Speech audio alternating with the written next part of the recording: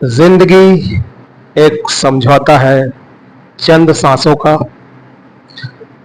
जिंदगी वह क्षितिज है जो दूर से जमीन और आसमान को एक करती है, पर वास्तव में क्या है?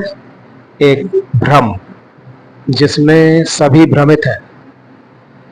जिंदगी रेगिस्तान की तपती धूप में वह मृग मारीचिका है जो मन के पथिक को दुख के मरुस्थल में प्यासा भटकाती है।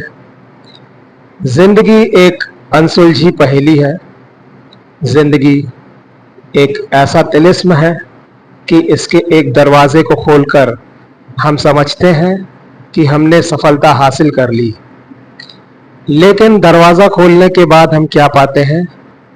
हम पाते हैं एक और दरवाज़ा, और फिर उसे खोलने के लिए जुट जाते हैं। उसे खोलकर हम फिर वही स्थिति पाते हैं कि सामने एक और बंद दरवाज़ा मौजूद है खोलने के लिए। ठीक वैसे ही जैसे एक आईने के सामने दूसरे आईने को रखने पर उसके अनगिनत प्रतिबिंब बनते जाते हैं। आईने के अंदर आईना, आईने के अंदर आईना, आईने के अंदर आईना, और इस तरह प्रतिबिंब के छोर को ढूंढ नहीं पाते। जिंदगी एक टूटता हुआ तारा है जो कभी किसी का नहीं हुआ और ब्रह्मांड में ही विलीन होकर रह गया। जिंदगी ओस की वे बूंदें हैं जो कोमल घास के आधार पर सूरज की मखमली धूप की मेहरबानी पर टिमटिमाती हैं। कुछ पलों के लिए प्रकृति की छटा अपने भीतर कैद कर लेती है और फिर सूरज का विकराल रूप देखकर उसकी प्रचंडता से थोड़ी देर में लुप्त हो जाती है। जिंदगी एक मस्ती है जो नजर आती है कलियों के चुंबन में, भंवरों के गुंजन में और पंछियों के कलरव में। पर कब तक? केवल तब तक जब तक कि कली खिलकर फूल न हो जाए और फूल सूख कर झड़कर उसी मिट्टी में न मिल जाए जिससे कि उसका अस्तित्व है।